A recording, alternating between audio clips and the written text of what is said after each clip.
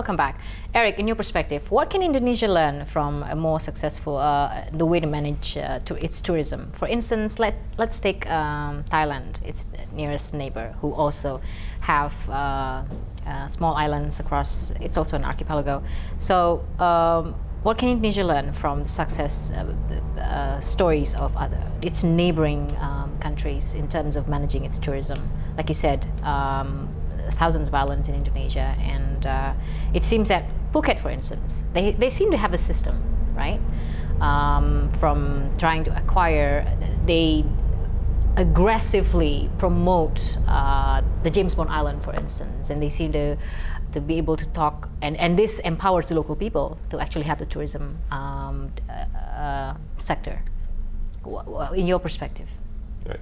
So I think the general lesson, not to cite specific places, but the general lesson that they can learn, or that can be adapted here, is first, having people understand the value of tourism, what tourism can do, and how it can positively benefit communities and economies. That's not really well understood a lot of times, especially when you get out to more remote locations. So first is to understand the value that tourism can have. And second is to make sure then that actually the value is brought.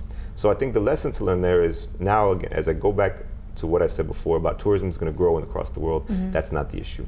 It's, are you getting the right tourists? Are you making sure that you're not overcrowding your heritage, your destinations, your attractions, and that you're actually making sure that the tourism contributes to positively preserving, positively impacting, preserving natural and cultural heritage. So that's the one where it's, we have tourists will come and they'll get on a plane, they'll get on a boat, they'll come here, they'll stay in a hotel, and all of those are seen as businesses, and then they'll go on tours and so forth.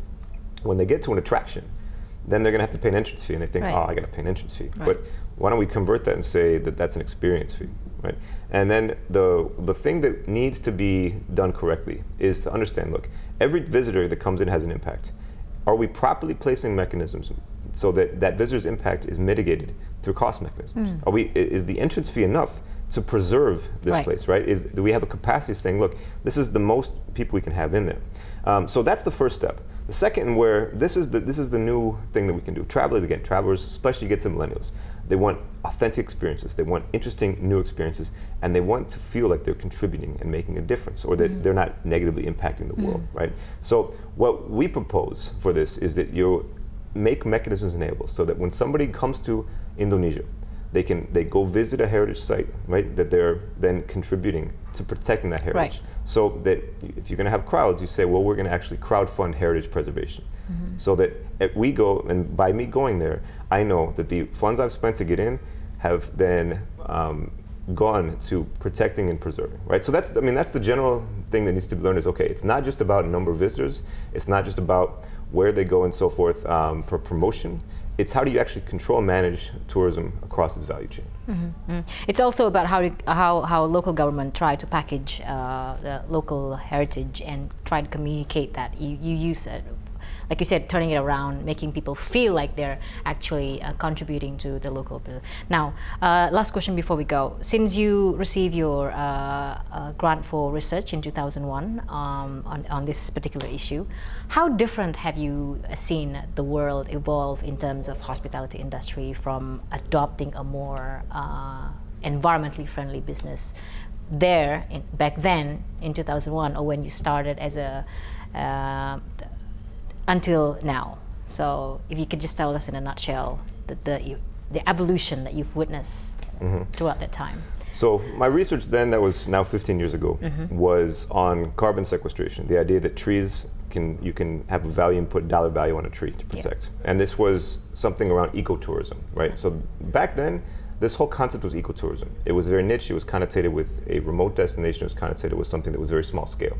And so when I would present this, first off, the idea of ecotourism was sort of off to the side. And second, the idea of carbon offsetting itself, or that a tree had value because it was a tree, was totally foreign to so many people. Now, so first, the people are so much more aware of climate change in general and its drivers and what needs to be done. The world is more aware. Most of the world is now aware of this, the majority of the world. Not everybody, but the majority. Compared to 15 years ago. Exactly. And then second is, that sustainability or these issues are not just niche anymore, but every single business needs to address it. If you see every major company, they have a corporate sustainability program, they protect the environment, they have social programs, everybody has this, right? And so now we're seeing that it doesn't matter, any hotel, whether it's an urban hotel that's in the middle of Jakarta, it has the same type of issues that it has to deal with as a company level that we all have to work towards. So I think that's the recognition that everybody needs to actually address these issues no matter what type of business or hotel you are. Do you ever feel like a certain business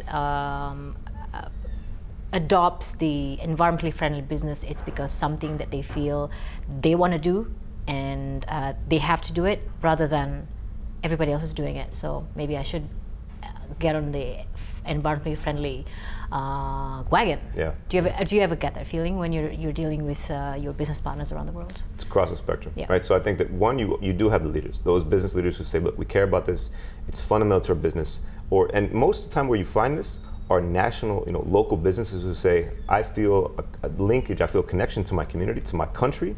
So I want to make sure that my business, that benefits my country, and that's, and we preserve our heritage, we preserve our environment. So you have the leaders, and you have them all over. And then, yeah, you have those who say, well, I have to do this now because somebody's asking for it.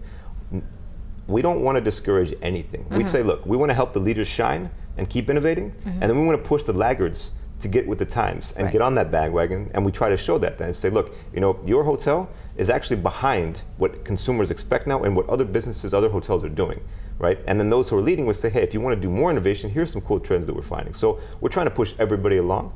We do see that there's on both sides, but that's what we need, is to get everybody moving forward. Yeah, at least everybody's on the same wagon. Exactly. Eric, thank you so much for sharing your perspective here with Jakarta Group News Channel.